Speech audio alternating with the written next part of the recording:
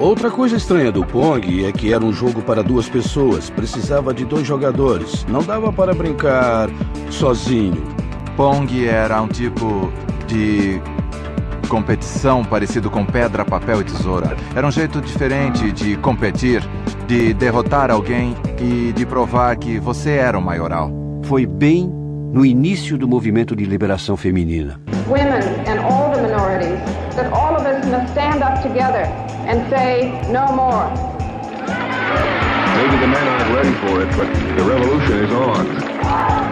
The women of America are marching, more of them in the East than anywhere Era else. aceitável que as mulheres recém-liberadas entrassem em um bar e dissessem: quer jogar Pong? Eu pago. As mulheres têm uma coordenação dos músculos pequenos melhor do que a dos homens. Por isso, as mulheres jogavam Pong, em geral, melhor do que os homens. Foi a primeira vez, em muitos casos, que numa situação de igualdade, uma mulher podia vencer um cara. Para falar a verdade, as mulheres passaram a poder frequentar bares e ganhar dinheiro. Eu acho que o Pong surgiu numa época em que os Estados Unidos estavam passando por um momento histórico meio grave. Havia o Vietnã, o movimento pelos direitos civis e outras coisas. A década de 70 hoje parece muito mais frívola do que a de 60, que foi um período muito intenso. Mas eu não acho que os videogames tenham criado essa sensação de frivolidade. Acho que isso foi apenas o sintoma de uma tendência que as pessoas tinham de se recolher mais em casa e de convidar os amigos. Todo mundo estava meio sério e preocupado. Acho que essa é uma análise mais justa da época. Mesmo que tudo no mundo fosse perfeito, ainda haveria necessidade de diversão. O jogo faz parte da natureza dos mamíferos de todas as espécies. Cachorrinhos brincam, macacos brincam, seres humanos brincam em todas as partes do planeta. A gente brinca junto com os outros. Higginbottom, Russell, Bear, Bushnell, estes pioneiros, conscientemente ou não, canalizaram os nossos medos coletivos para suas criações virtuais.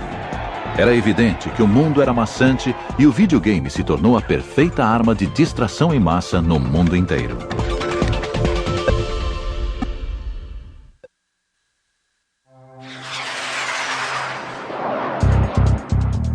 Os primeiros videogames foram subprodutos da Guerra Fria. Mas no Extremo Oriente, os primeiros jogos japoneses surgiram como consequência de um conflito muito mais direto: a Segunda Guerra Mundial.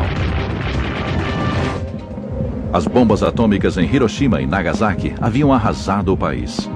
Mas as forças aliadas ajudaram na reconstrução do Japão. A tecnologia rapidamente despontou como segredo para o sucesso do Japão.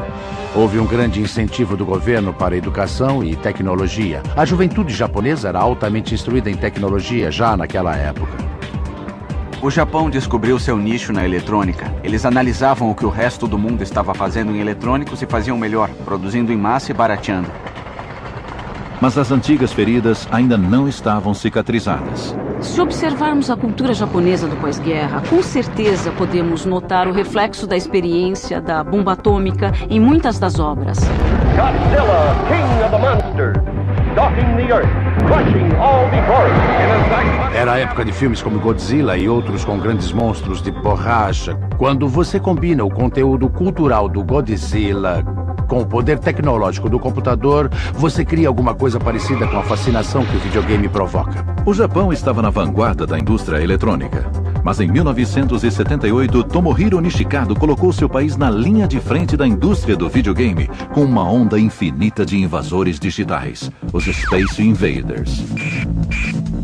Primeiro eu pensei em invasores humanos, mas a ideia de pessoas matando pessoas foi criticada como desumana. Comecei a pensar no que seria adequado e mudei para invasores alienígenas. Achei que não haveria problemas em matar monstros.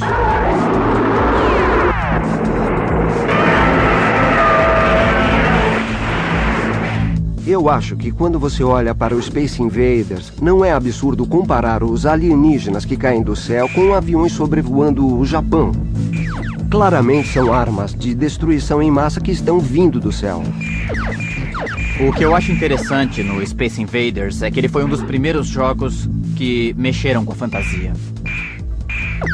Quando você joga, tem a sensação de que sua área está sendo invadida e pensa, estes caras estão invadindo e estou na linha de frente para proteger a humanidade. Space Invaders mexeu com a mente dos japoneses. Milhões de adolescentes brincaram com o jogo e provocaram uma escassez de moedas de 100 ienes no Japão. O jogo foi um estouro e de um jeito que só poderia acontecer no Japão.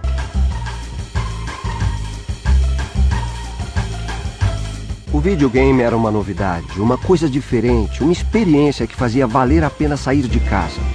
No Japão isso tem grande importância porque as residências são muito pequenas. Os adolescentes de lá saem de um jeito um pouco diferente do que os americanos. Nós buscamos inspiração nos batimentos cardíacos para criar um dos efeitos sonoros do jogo. O tom grave da reverberação quando os invasores se aproximavam. Hoje em dia é possível criar sons melhores, mas naquela época, quando as técnicas e os aparelhos eram limitados, era o melhor que podíamos fazer, mas acho que chegamos bem perto. Para pensar o que o jogo Space Invaders fez do ponto de vista de música e sons, eram só 4 notas e eram assim... Tan, tan, tan, tan, tan, tan, tan, tan. E o interessante é que eles mexeram com o ritmo. Ele ficava mais rápido quando os invasores se aproximavam e continuava acelerando. A música ficava cada vez mais rápida e dava uma certa sensação de pânico enquanto você estava jogando. Era incrível. Para faturar com a nova mania, os lojistas esgotaram a mercadoria e instalaram fliperamas do Space Invaders de um dia para o outro. Mas os invasores do espaço apontaram um conflito de gerações na cultura japonesa. Muitas mães proibiram os filhos de brincarem com o jogo. Surgiu um problema social porque alguns jovens roubavam dinheiro ou falsificavam moedas para poderem usar os fliperamas. Foi considerado um problema sério na educação das crianças. Eu acho que no caso do Space Invaders, o que aconteceu foi que a tecnologia pela primeira vez criou um grande abismo entre as gerações. Enfim, a geração dos mais velhos achava que estava atualizada porque entendia o que acontecia com a indústria automobilística e com a televisão, mas ficou para trás porque não entendia como um jogo tão bobo era tão popular. All across the country, kids are being swept away by video games. They watch the dancing. Nos Estados Unidos foram criadas várias leis proibindo um certo número de jovens de se agruparem numa loja de diversões eletrônicas ao mesmo tempo. Surgiu uma nova cultura.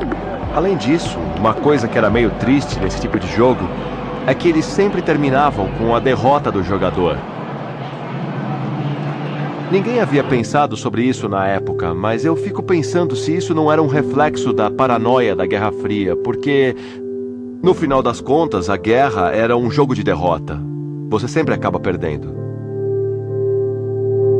O jogo Space Invaders era a expressão digital de uma época sombria.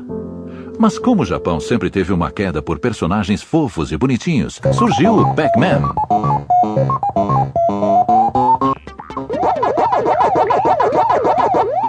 Quando o jogo apareceu, todo mundo achou ele tão colorido. O Pac-Man é o exemplo perfeito da esquisitice japonesa. Personagens de videogame são carismáticos, mas na cultura ocidental, em vez de carismáticos, eles são considerados infantis. É uma cultura que tem mais tolerância pelo bonitinho do que as culturas ocidentais. Podemos observar isso ao longo de toda a segunda metade do século XX. De uma certa forma, reflete o poder de compra das garotas japonesas.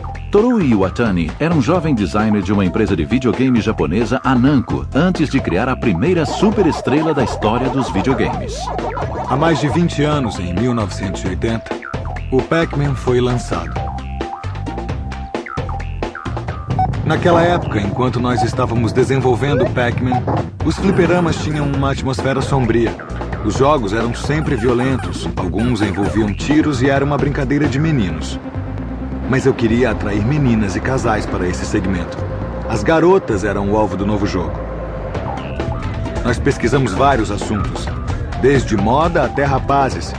E como as meninas sempre comem sobremesa depois das refeições, pelo menos a maioria delas, decidimos que teria a ver com comida. Em seguida, fomos almoçar. Eu pedi uma pizza, cortei um pedaço e pronto. Lá estava o Pac-Man na minha frente. Resolvemos apostar nisso. O aspecto mais importante do Pac-Man, ou Come-Come, como ele foi apelidado, é que ele foi o primeiro jogo a introduzir um protagonista. Isso foi um grande salto na história das narrativas de videogame. Com isso surgiu um novo mundo